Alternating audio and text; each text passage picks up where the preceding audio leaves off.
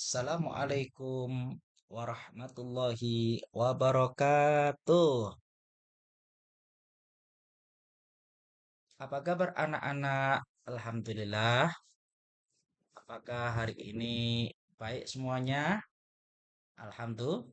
Alhamdulillah. Kalau hari ini sehat, baik semuanya, hadir semuanya, ya kita hendaklah bersyukur kepada Allah Subhanahu wa taala dengan ucapan alhamdulillahirabbil alamin. Karena berapa banyak saudara-saudara kita di rumah sakit yang lagi pada sakit, mereka pingin sehat, pingin belajar kepada kayak kita semua, ya. Dan berapa banyak orang-orang yang mereka dalam keadaan sakit, mereka pingin ibadah, pingin belajar menuntut ilmu kayak kita semua. Nah, kita yang berikan sehat oleh Allah Subhanahu wa taala, maka hendaklah kita belajar dengan sesungguh-sungguh mungkin untuk mendapatkan ridhonya Allah Subhanahu wa taala. Ya, mudah-mudahan kita selalu semangat, semangat ya, semangat. Ya, jangan sampai kendor semangat kita. Ya, Bapak absen dulu ya pada hari ini, yang hadir dan yang tidak hadir. Ya, sebelum absen, ya maaf Bapak lupa, kita belum baca doa ya. Kita baca doa dulu ya. Bismillahirrahmanirrahim. Ya, kita baca Al-Fatihah. Mudah-mudahan dengan suratul Fatihah ini, ya, hajat kita semuanya dikabul oleh Allah Subhanahu wa taala. Ilmu kita yang kita belajar dapat manfaat. Al-Fatihah bihadhihi niyah wa ala kulli niyatin shalihah wa ila hadratin Nabil Mustafa Rasulullah SAW. Al-Fatihah. Alhamdulillah. Alhamdulillahirabbil alamin. Ya, kita sudah baca Fatihah. Ya, mudah-mudahan ya baca doa, mudah-mudahan dengan doa dan Fatihah ini ya belajar kita dimudahkan oleh Allah Subhanahu wa taala. Amin ya rabbal alamin. Kemudian Bapak absen dulu ya anak-anak ya. Untuk pada hari ini siapa yang hadir dan siapa yang tidak hadir? Absen pertama Ahmad Zain Attaqi ada? Alhamdulillah hadir. Absen kedua Marwah ada? Alhamdulillah. Absen ketiga Sucia hadir?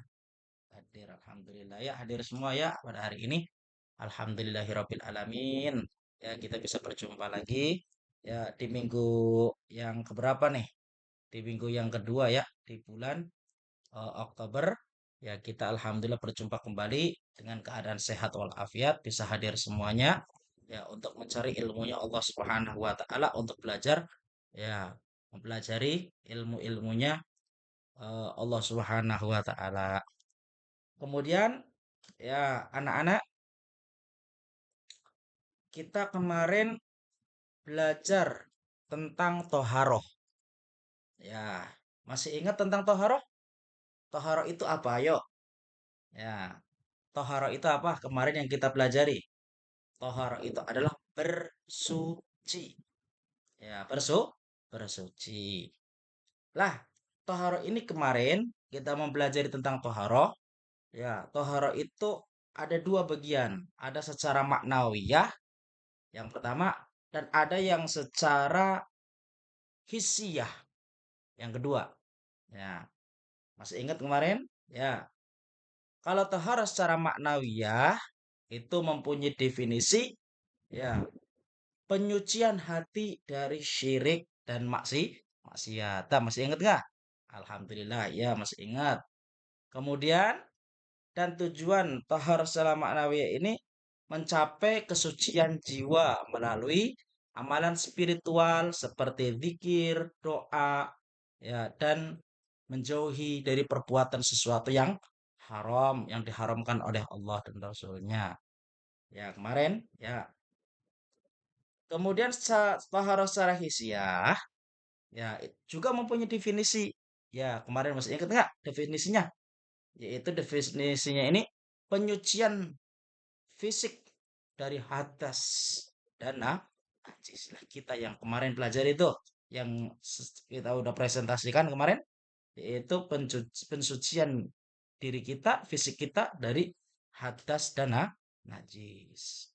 Kemudian Cara mensucikannya bagaimana? Kalau hadas kecil kemarin dengan apa anak-anak? Dengan wudhu kalau hadas kecil. Bagaimana niat wudhunya? Nawaitul wudhu'a liraf'il hadasil asghari fardhal lillahi ta'ala. Kemudian niatnya ada di mana? Ada di hati. Kemudian kalau hadas besar, cara mensucikannya bagaimana? Kalau hadas besar, cara mensucikannya yaitu dengan mandi janabah atau mandi besar atau mandi junub. Ya, kalau perempuan yaitu kalau hadas besar itu bagi perempuan salah satunya haid, nifas. Kemarin itu kita bahas ya, wiladah, darah nifas, darah wiladah melahirkan. Nah, itu semuanya ada di perempuan dan itu cara mensucikannya itu dengan mandi besar atau mandi wajib.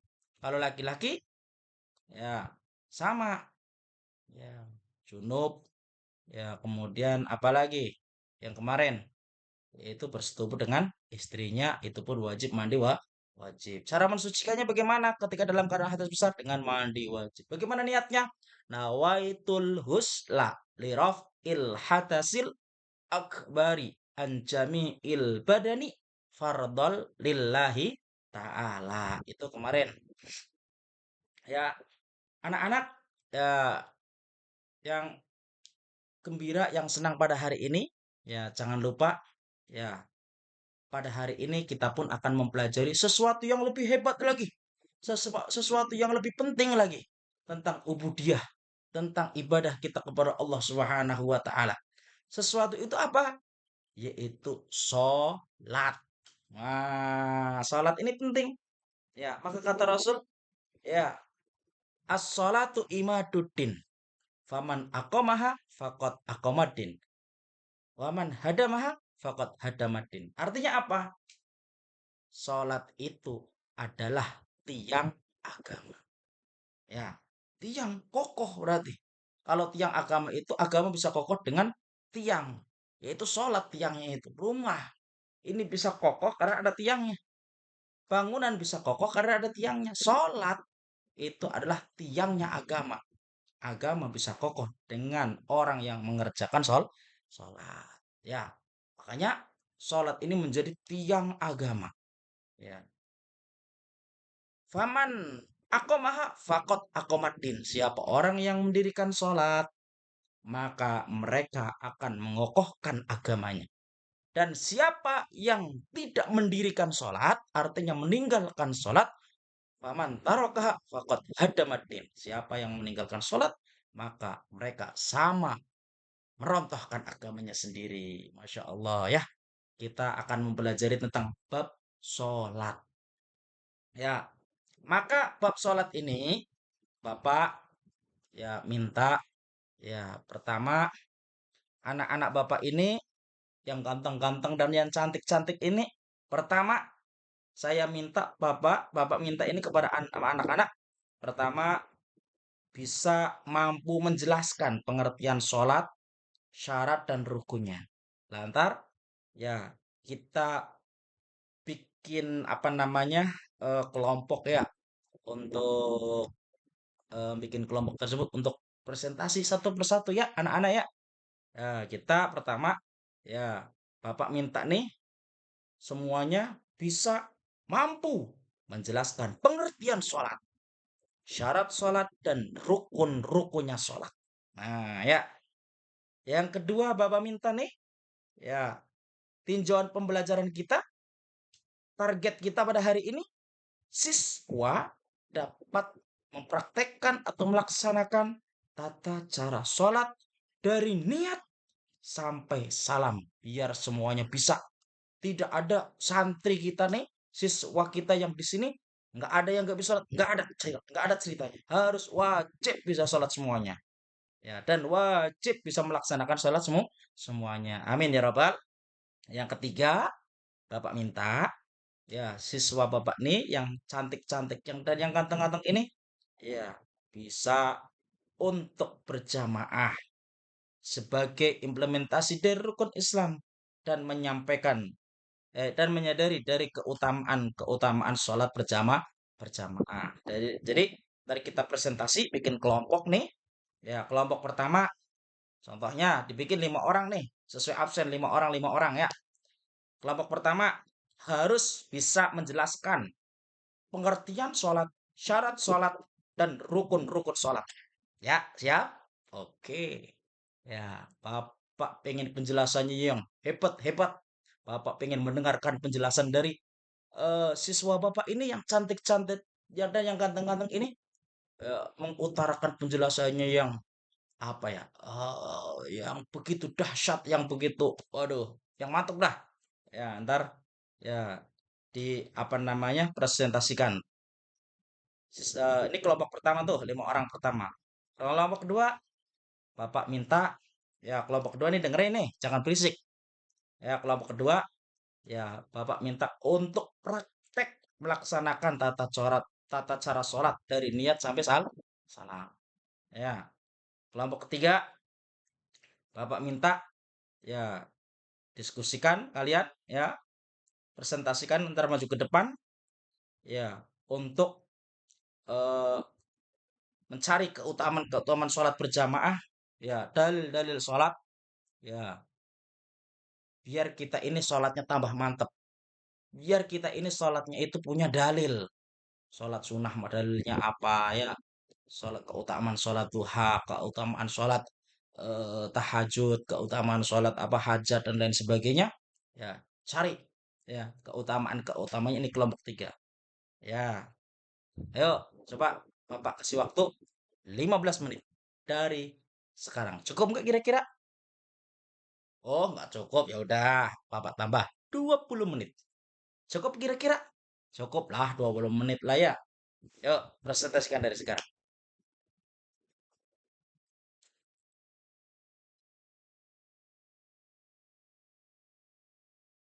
Ayo kelompok satu maju. Presentasikan. Oh ya, ya bagus. Ya Alhamdulillah kita upload beri tepuk tangan. Kelompok satu. Ya penjelasannya begitu bagus. Ya terima kasih kelompok satu. Ya silahkan duduk kembali. Sekarang kelompok dua. Ayo maju kelompok dua. Untuk menjelaskan tentang apa tadi? Oh praktek sholat. Ayo coba kelompok dua dari niat sampai salam. Bapak pengen tahu, pengen dengar. Ayo bareng-bareng. Oh ya, bagus. Alhamdulillah, lancar semua. Siswa-siswa bawa ini sholatnya, Masya Allah. Bacaannya sudah lancar, pada bagus. Ya, sekarang kelompok tiga maju, ayo.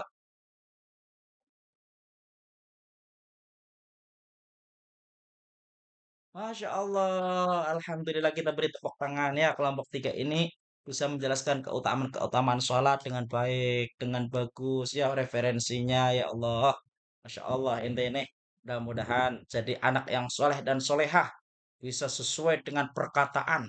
Ya, ente ngucapin begitu, ente juga bisa mengamalkannya. Ya, ini yang diminta oleh Bapak. Jadi, eh, setelah kita presentasi sudah maju satu persatu, ya sudah mendengarkan penjelasannya dari teman-teman kita, ya sudah apa namanya, melihat ya referensi daripada hadis-hadisnya, keutamaan-keutamaannya.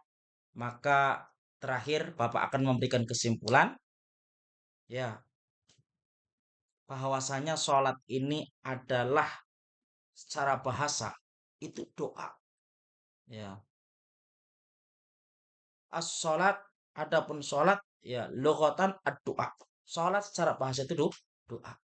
Jadi kita ketika dalam keadaan berdoa kepada Allah itu pun dalam ngomong lagi itu pun bisa dikatakan sholat. Ya, secara bahasa, secara global doa. Ya, jadi kita lagi doa apapun itu dikatakan sholat secara bahasa. Ya, kita mau tidur baca doa ya, tapi jangan ngomong saya mau sholat habis itu baca doa doang. Mah saya mau sholat mah, sholat. Mah saya mau sholat mah. Ya udah sana sholat, belum sholat tong, gitu kan?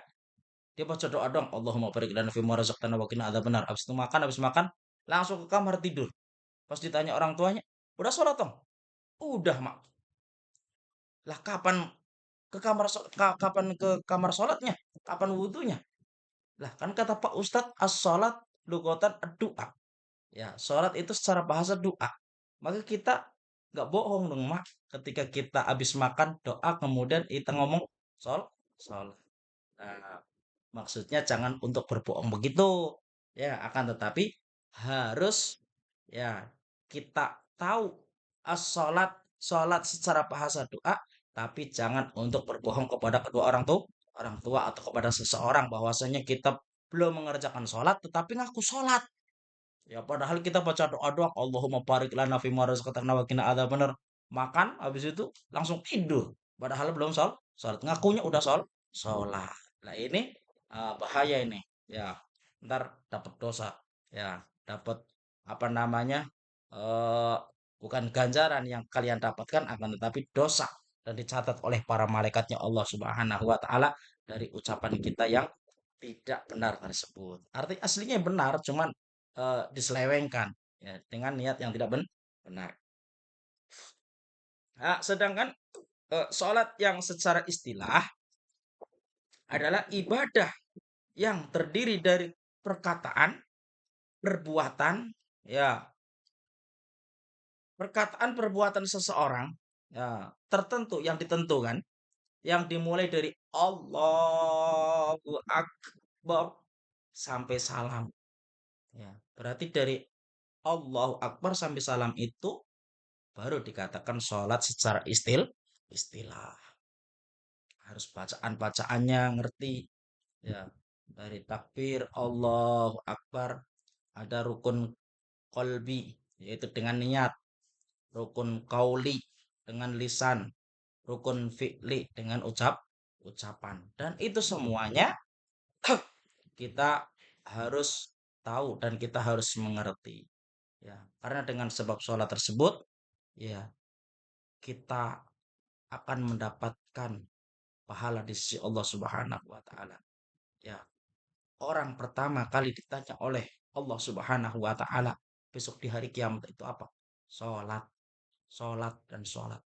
Makanya pelajaran kita hari ini tentang salat jangan diremehkan, jangan disepelekan karena salat adalah pangkal pokok ibadah kepada Allah Subhanahu wa taala.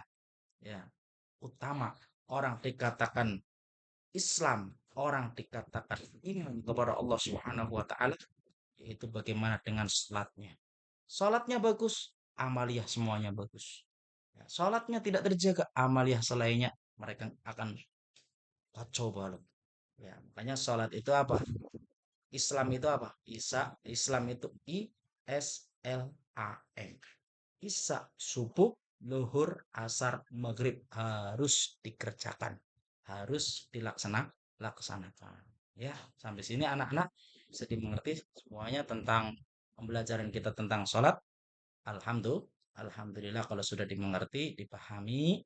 Ya, sebelum Bapak ditutup ini kelas kita itu LKS di halaman 25 ada pilihan ganda dan isai ya masih menerangkan tentang bab sholat ya masih menerangkan tentang ini bab sholat ya coba kalian besok buat PR ya minggu yang akan datang kumpulkan ke depan Bapak akan beri nilai satu persatu eh, hasil dari PR kalian semuanya ya bisa dimengerti semuanya Alhamdulillah kalau sudah bisa dimengerti semuanya mari kita tutup pembelajaran kita pada hari ini mudah-mudahan dengan pembelajaran kita hari ini Allah berikan ilmu yang bermanfaat, ilmu yang manfaat untuk diri kita, untuk orang lain, dan ilmu yang bisa menolong kita besok di akhirat ya.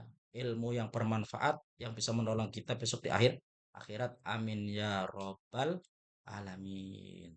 Ayo baca doa semuanya. Bismillahirrahmanirrahim. Wal asri innal insana lafi khusrin illal ladzina amanu wa amilus solihati wa tawasaw bil haqqi wa tawasaw bis sabri. Barakallahu adzim.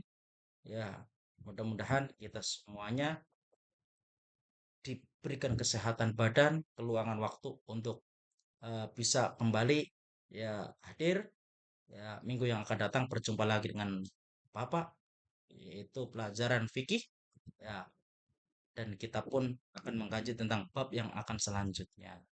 Ya, cukup sekian aja dari Bapak. Ya, apabila ada kata-kata yang tidak berkenan atau apabila ada sesuatu yang eh, salah, ya Bapak mohon maaf. Akhirul kalam wabillahi taufik wal hidayah. Assalamualaikum warahmatullahi wabarakatuh.